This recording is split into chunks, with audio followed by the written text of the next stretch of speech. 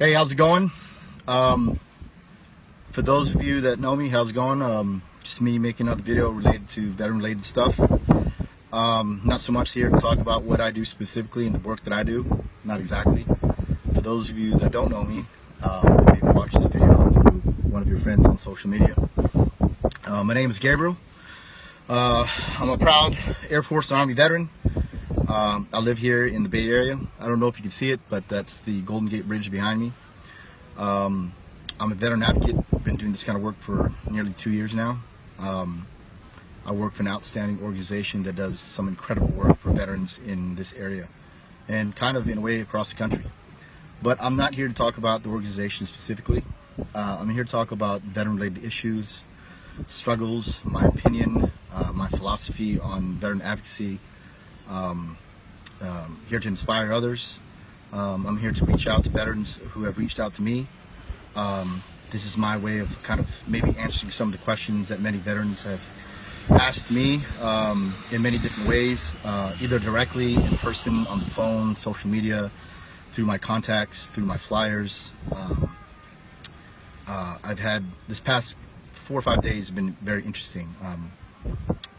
Very huge caseload. And it's tough work. It's tough work, but it needs to be done. So let me close my windows. It's a little windy over here. So a little bit about me. Again, Air Force, Army veteran, military, police, pretty much all of it. Been doing this military thing for almost 20 years. I've had 2 breaks in service. Got out for a couple of years, went back in, got out, went back in. But I keep coming back because I love what I do. And so where do I start? Where do I begin? Let me start off by saying, disclaimer. This is completely raw, unedited, unscripted, and I might be jumping around from subject to subject. So if I sound like I'm rambling, I apologize. It's been a long day. I need more coffee. So where do I begin? Let me start with the story as far as why I do what I do. Well, there are many different reasons why I do what I do. I'll summarize it down to 2 different things. Well, 3. Number 1, there's a need. There's a need for people out there in the communities across the country to do veteran advocacy, and there's so many different ways to do it. Okay, there's some great people across this country doing some wonderful work, amazing work, inspirational work. So that's one reason. The other is from my own personal experience as a veteran, as a father, as a disabled veteran, as someone who has gone through my own share of struggles. So a little bit about me on that subject, then I'll get to the last one, the story that started it all. Sort of. What else? 5 deployments, single father raising 4 kids, divorced, 80% disabled. I've had my share of challenges and struggles in the military. It has not been easy. Yeah, that's it in a lump sum, sort of. I'm not going to go into detail about that. And then the story. Like I said, there were many different things that inspired me to do what I do, but one really big one, I'd like to share that story with you all, and pay attention closely to the question. There's a question involved in this story. It's very important. A few years ago, I was at a dental office here in my area to get a teeth cleaning or something like that. And when I walk in, there was no one in the waiting room except for one guy. This gentleman, didn't know who he was, never met him a day in my life. He was sitting there before me. I don't know how long he was there for. He was an older guy in his late 50s, early 60s. I couldn't tell. And I sat down, and he started a conversation with me. He asked me, "Hey son, did you serve?" And for the most part, you can see I'm a veteran. For the most part, I'm always wearing something like this. I have, like, I don't know, a dozen hats that Army, green, black flag, red, white, black flag, whatever. Anyways, sorry, this is the rambling part I'd warned you about. So, anyways, we started a conversation. We talked about for about 30 minutes. We talked about all kinds of things. Pretty interesting things that we talked about. We talked about the Vietnam War, the Iraq War. We talked about the M16A1. We talked about the M16A2. We talked about family. We talked about where we deployed to, what we did, what our jobs were. We talked about the differences. The point is that he and I, we didn't know each other. Didn't know a thing about each other. For all I know, we were completely different on many different subjects, from faith to politics to what your favorite team was to what your favorite color was. But there was one thing about us that was there was one thing that we had between us that was common, an undeniable fact. And that is the fact that we both served this country. And that was enough. That was enough to really feel like you were talking to a long-lost brother or friend. And it was a very awesome and cool and heartwarming experience and conversation. But after about 30 minutes of talking, he suddenly stood up. And he said to me, you know what, I'm going to go outside and smoke me a cigarette. These guys are taking too long. And he started to say a few things, typical military shenanigans. I'm not going to go into much detail about that. But before he walked out, he stopped, then in his tracks, he turned around, hey, didn't you say you had kids? And he said, how old are they? And then he asked me the question. He said, hey, did you know that your kids could go to school for free? Let me say that one more time. He said, did you know that your children could go to school for free?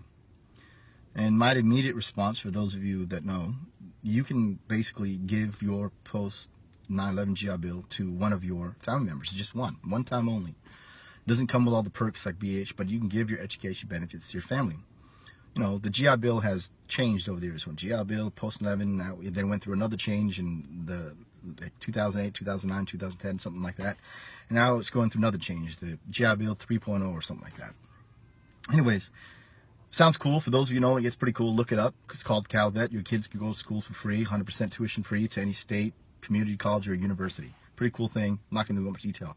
The point of the story is that he asked a very specific question, but he started off with, did you know? And that, my friends, is what I'm talking about. That's one of the things I'm here to talk about. Did you know? What he told me was extremely important to me. It was unique to me because I live in the state of California. I'm a disabled veteran and I have children and I can't pay for their college. But the root of the moral of the story is that he asked me a question, did you know? And I took that question and I started to think about it. I started to really think about it deeply. And here's my opinion. There are some outstanding organizations like the one that I work for and many other ones across the country in your local area that are doing some amazing work. The problem is that many veterans are not getting connected to the right resources, the right program. And that's important. So when I share the videos that I share, when I share the posts that I share, when I share other people's articles and when I share videos about veteran-related stuff, I do what I do in hopes that maybe one day that one share will make a difference in someone else's life. And I know that it is making a change in someone else's life. I've seen friends, I've watched friends share information with other friends, and it's like opening a door to something they didn't know existed. There are many organizations that help veterans and they're doing some wonderful work.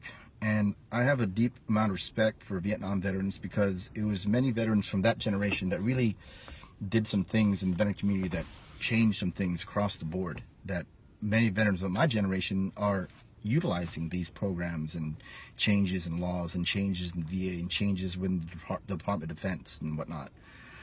So that's that.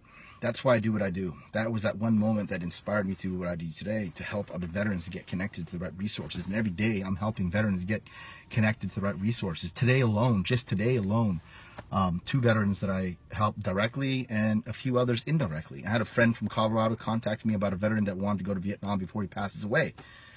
I knew of a few different organizations that I'd heard about, gave him that information. Then I also contacted a friend of mine that does some amazing work, and a woman that I absolutely adore, and a woman that I absolutely look up to who does some amazing work, and she's gonna know exactly who she is when she hears me talking about her. But I'm not here to drop names or names of organizations or names of people, because you all get it. You all get it, for most part. So, what else? You know, I had a friend call me who I haven't seen since 2009. We were in Iraq together, having some hard times, and we talked for a couple hours trying to help this person out.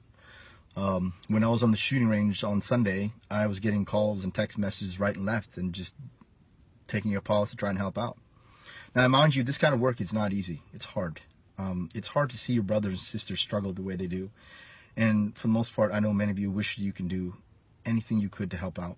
Okay? So for those of us in these various organizations nationwide, at the various levels that they do, you know, we do the best that we can, and we have the resources at hand at our disposal to help veterans. But sometimes we're limited. Sometimes there's not enough funding. Sometimes there's not enough outreach, and sometimes people just don't know. I just came from an organization that is tied to the VA. I'll just call it the Vet Center. You know, they do some amazing work. And many veterans don't even know it's there, you know. They have an outstanding individual that works there that does some amazing work, and she's doing a great job. And we collaborate from time to time, you know. So knowledge is power when it comes to veteran advocacy. The more you know, the more you can share, and the more you can share, the more people you can help. If that makes any sense whatsoever. So that's that. What else do I want to talk about? I'd also like to talk about the VA. Okay, so I'm a disabled veteran myself.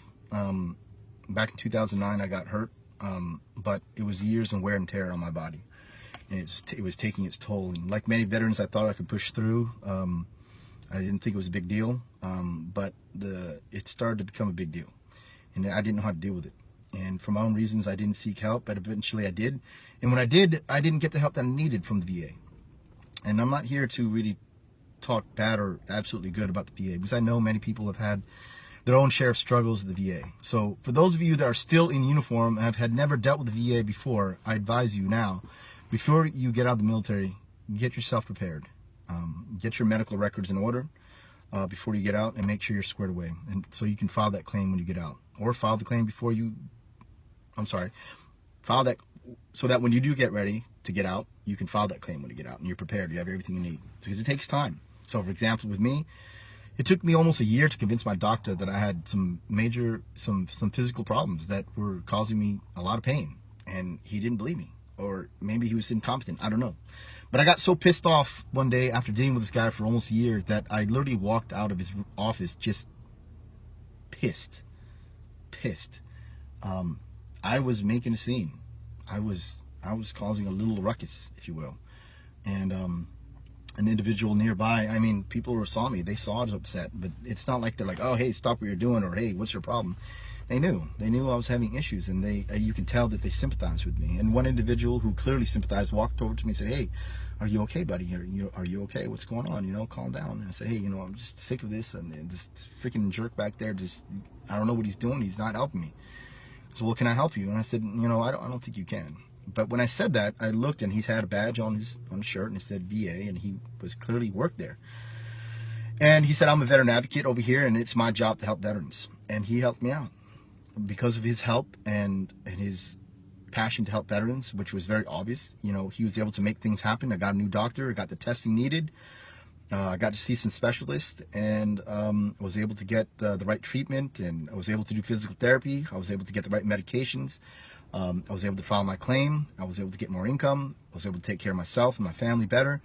And so when it comes to the VA, I know many of you have had issues. Some of you had some major issues. I know that some of you who just have lost all faith in the VA. I know that, and I'm sorry that you've gone through those problems. And unfortunately, for some, the help never came. And some veterans across the country have not only taken their lives, but have taken their lives there at the VA to send a message. Your message has been heard. And I believe that we will start to see some good things happen at the VA, I hope. I don't work for the VA, mind you, okay? I don't. But because of my work, I deal with the VA almost on a daily basis. Today alone, I met with, in person with 4 different staff members at the VA who work at different levels at the VA. I talked to one over the phone, and because of my network and because I know these people are good people, we were able to make things happen. And we were able to collaborate and help these veterans out that we were all kind of looking out for. So that's that on that part. So I'm not trying to take away from the fact that the VA has obviously, you know, has not been so successful for some of us, for many of us, unfortunately.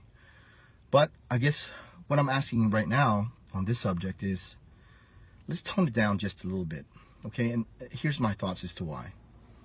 If all you do is talk bad about the VA and how the whole system is broken, the veterans out there who have issues and who have yet to address their issues with the VA, they might get so discouraged by the negativity that they're not going to seek help. And if they don't seek help, they're not going to get help. If they don't get help, they're going to fall even further into a deeper and darker pit. And that's unfortunate. But for those veterans out there who feel they have fallen so far, it's not over. There is help. And I'm asking for those of you out there respectively, let's just tone it down just a little bit, okay? That's all I'm asking. Because there are vets out there who still need help. And if all they hear that entire VA system is on fire and worthless, where are they going to go? Where are they going to go? All right? So that's on that subject. Next, let's see. I'd also like to talk about the fact that there are many people across the country that I know in various ways that are doing some amazing things. And I've had many of you contact me, and we've talked either directly, indirectly, through text messages, emails, phone, social media, and you guys are doing some amazing work.